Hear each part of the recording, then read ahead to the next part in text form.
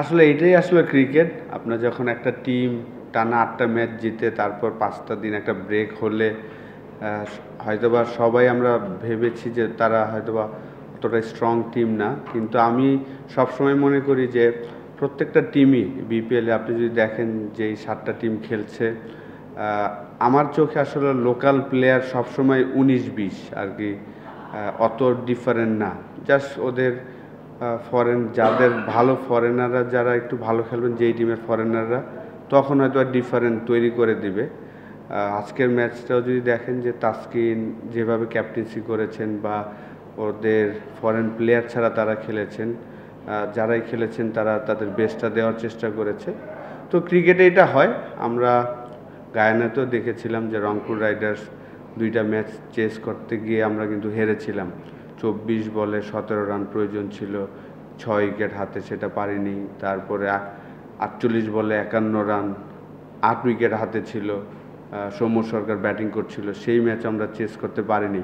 তো লাস্ট ২টা ম্যাচেই আমরা দেখলাম যে আসলে চেস করতে গিয়ে আমরা অতটা কমফোর্টেবল হইনি।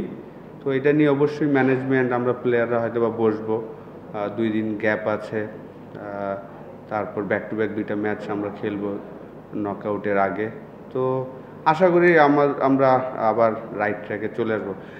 আজকে সাইফুদ্দিনের ইনিংসটা আমি মনে করি যে আমাদের একটু কনফিডেন্স দিবে সবাইকে যে শেষ পর্যন্ত ট্রাই করলে আসলে ম্যাচ কিন্তু জেতা যায়। যেটা আমরা বরিশালের সাথে করেছিলাম, সবাই বিশ্বাস করেছিল।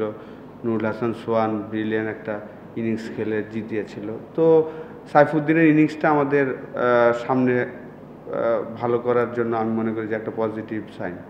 অবশ্যই দেখেন, লাস্ট টি-20 ওয়ার্ল্ড কাপে তাকে ভাইস ক্যাপ্টেন দেওয়া হয়েছিল এবং অনেক দিন ধরে খেলছেন, বাংলাদেশ টিমের হয়ে অনেক দিন ধরে খেলছেন। লাস্ট কোভিডের পর থেকে কিন্তু তাসকিন অসাধারণ ফর্মে আছেন। তার ফিটনেস লেভেল বলেন, ব্যাটিং বোলিং সব কিছুই সে ইমপ্রুভ করছেন ডে বাই ডে।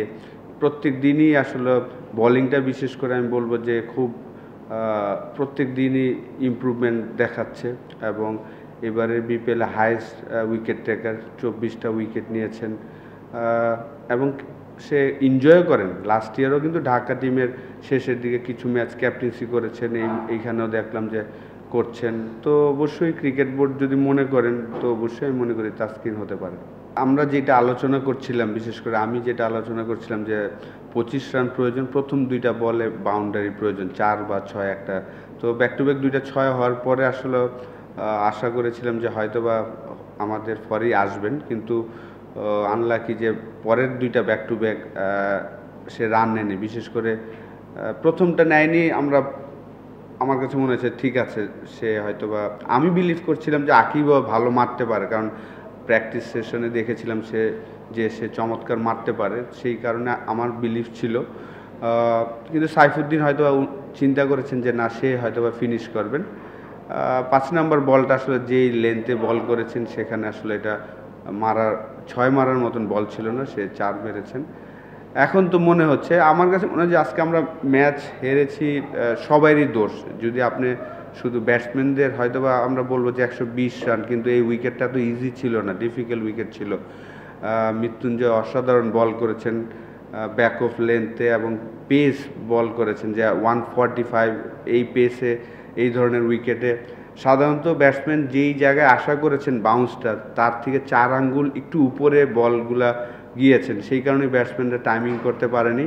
মৃত্যুঞ্জয়ের স্পেলটা, প্রথম স্পেলটা ৩ ওভারে যে স্পেল করেছেন ৪টা উইকেট, সেই জায়গায় আসলে গেম চেঞ্জ করে দিয়েছেন আমাদের। সাইফুদ্দিনের এখন এসে আসলে আমি ওইটা নিয়ে আসলে কোশ্চেন করতে চাই না। আমার কাছে মনে হয় যে আমাদের একটা সুযোগ ছিল যে তাদেরকে 90 বা 100-এর মধ্যে রাখা, যখন তাদের 74, 7 or 8 ছিল, সেই জায়গা থেকে তারা সানজামুল একটা ভালো একটা ইনিংস খেলেছেন, শেষ উইকেট পার্টনারশিপ একটা 30 রানের একটা পার্টনারশিপ মনে হয় করেছেন। সেই জায়গাটায় আমাদের বলাররাও আসলে যে জায়গায় বল করা উচিত ছিল, আমার কাছে মনে হয় যে সেই জায়গাটা বল করতে পারেনি। বিশেষ করে রানা লাস্ট 2টা ওভার যে বল করেছেন ব্যাক অফ লেন্থ করেছেন, শেষের ব্যাটসম্যানদের ওর যে পেস, ওই পেসে যদি একটা ব্যাক অফ লেন্থ একটা ইয়র্কার ট্রাই করতো তাহলে হয়তো বা ডিফারেন্ট রেজাল্ট হতে পারতো। আমরা আসলে যখন আসছিলাম তখনই শুনছিলাম যে আসলে তাদের ফরেন প্লেয়াররা হয়তো বা আসবে না, এবং যেহেতু তারা একটা অ্যাপ্লিকেশন করেছেন ক্রিকেট বোর্ডের কাছে, তাদের ফরেন প্লেয়াররা আসছেন না, তো আমরা আসলে এটা নর্মালভাবেই দেখেছি, যেহেতু এই টুর্নামেন্টটা আমাদের, তো সেই কারণে আমরা নর্মালভাবেই দেখেছি। এবং আমার কাছে যেটা মনে হয়েছে, আমি যখন বলছিলাম যে আসলে তাদের ফরেন প্লেয়ারদের থেকে তাদের লোকাল প্লেয়ারই বেটার ছিলেন, তো যাদের খেলায়নি তার থেকে যারা খেলেছেন তারাই আসলে এই টুর্নামেন্টে যদি দেখেন যে ম্যাক্সিমাম ফরেন প্লেয়ারের থেকে লোকাল প্লেয়ার যারা বসে থাকেন তারাই কিন্তু ভালো পারফর্মার আমার মনে হয়। তো সেই জায়গায় আমরা সতর্কই ছিলাম, কারণ আমরা জানি যে আমি সবসময় বলে আসি যে লোকাল প্লেয়ার সবাই আসলে 19-20 অতটা ডিফারেন্ট না। এবারে ফরেন প্লেয়ারও আপনি যদি দেখেন যে অতটা কোয়ালিটি ফরেনার কিন্তু খুব কমই এসেছে সব টিমে। তো আমাদের মেন প্লেয়ার আসলে আমাদের মেন প্লেয়ার গ্লোবাল টি20তে অসাধারণ খেলেছেন, প্রত্যেকটা ম্যাচই রান করেছেন, ফাইনালে চমৎকার একটা 86 রানের একটা ইনিংস ছিল। ওয়েস্ট ইন্ডিজের সাথেও ভালো খেলছিল, আনলাকি যে ইনজুর্ড হয়ে গিয়েছেন। তো ইনজুরির পরে লাস্ট কয়েকদিন আমাদের সাথে ট্রেনিং করেছেন, তো কয়েকটা ইনিংস তো লাগবে ডেফিনেটলি। আর আজকের উইকেটটাও কিন্তু অত ইজি ছিল না, শুরুতেই বলছিলাম যে এখানে নর্মাল যে বাউন্স সেইখান থেকে 4 আঙ্গুল বেশি বাউন্স করছিল, সেই কারণেই অ্যাডজাস্ট করাটা ডিফিকাল্ট ছিল। এবং ওপেনিং স্পেলটা অসাধারণ ছিল মৃত্যুঞ্জয়, তারাও তো এক্সপিরিয়েন্স, যেহেতু তারা জানে যে তার ফিঙ্গারে প্রবলেম আছে, তারা কিন্তু সব ব্যাক অফ লেন্থে বল করেছেন, হার্ড লাইনে বল করেছেন, তার জন্য ইজি ছিল না আজকের ইনিংসটা। অবশ্যই এত এক্সপিরিয়েন্স প্লেয়ার, আমরা তো আরও 2টা ম্যাচ বাকি আছে, আমি আশা করি যে 2টা ম্যাচে দুইটা আমরা দিনের বেলায় খেলবো 1:30টার দিকে, তো সেই সময় সে তার বেস্ট রিদমে চলে আসবে ইনশাল্লাহ। যেহেতু আমি ব্যাটিং কোচ না, ব্যাটিং কোচ হলো শাহরিয়ার নাফিস, আমি হলো অ্যাসিস্ট্যান্ট কোচ, তো তারপর আমরা সবাই ওয়ারিড না অ্যাকচুয়ালি। জিতলে আসলে আমরা অনেক সময় ভুলগুলা আগে হয়তো বা ওইভাবে তুলে ধরি না, যখন ম্যাচ হারে তখন কিন্তু অনেক ভুলগুলাই আসলে সবার চোখে পড়ে। তো অবশ্যই আমি আশা করব যে সবাই অনেক এক্সপিরিয়েন্স আমাদের টিমে যারা খেলছেন, এবং তারা সবাই পারফর্মার, এমন না যে কেউ পারফর্ম করছে না, এরকম না, সবাই একদিন না একদিন পারফর্ম করছেন। নকআউটের আগে আরও 2টা ম্যাচ বাকি আছে, আমি আশা করব যে আমাদের ব্যাটসম্যানরা তারা হয়তো গেম প্ল্যানটা সুন্দর করে করবেন, আর একটু সময় নেবেন উইকেটে। 20 ওভারের খেলা হয়তো আমরা লাস্ট 2টা ম্যাচই যদি আমরা দেখি যে আমাদের টপ অর্ডার পুরো টুর্নামেন্টেই যদি দেখেন যে আজকে আমরা 10 নম্বর ম্যাচ খেলেছি, 10 নম্বর ম্যাচে আমাদের পাওয়ার প্লেটা কিন্তু ভালো ক্রিকেট খেলি নাই। আমরা উইন করেছি 8টা ম্যাচ, কিন্তু আমরা পাওয়ার প্লের পরে ভালো খেলেছি। আপনি যদি দেখেন যে বোলিংয়ে যখন আসি বা ব্যাটিংয়ে আসি, আমাদের লাস্ট 2টা ম্যাচই রাজশাহীর সাথে আমাদের 3টা উইকেট 4টা উইকেট পড়ে গিয়েছে পাওয়ার প্লেতে, যেটা অন্য ম্যাচগুলোতে হয়নি। অন্য ম্যাচগুলোতে আমরা 35-40 করতাম, 1 উইকেট লুজ করতাম, পরে কাভার করতাম, কিন্তু রাজশাহীর সাথে 2টা ম্যাচই দেখা গিয়েছে যে আমরা 3টা এবং 4টা উইকেট হারিয়ে ফেলেছি। ওইখান থেকে আসলে পাওয়ার প্লেতে যদি আপনি উইকেট হারিয়ে ফেলেন তখন আসলে কামব্যাক করাটা একটু ডিফিকাল্ট হয়ে যায়। সেই জিনিসগুলো নিয়ে হয়তো আমরা সামনের ম্যাচগুলোতে কাজ করবো ইনশাল্লাহ।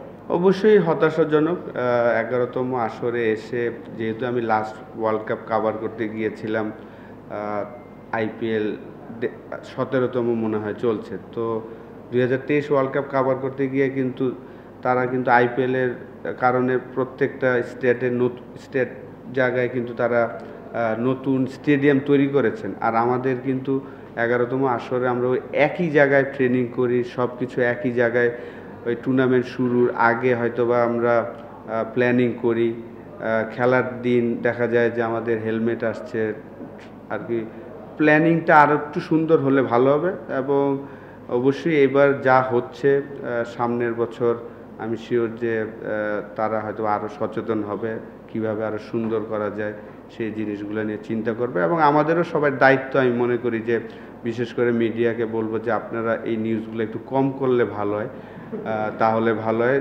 কারণ যেহেতু এটা বাংলাদেশের একটা টুর্নামেন্ট, জানি আপনাদের নিউজে হয়তো বা পেমেন্ট পায় অনেক প্লেয়ার, ওনারাই বলছেন যে ওনাদের কারণে পেমেন্ট পায়, কিন্তু এগুলো নিউজ না করলে মনে হয় ভালো হয়।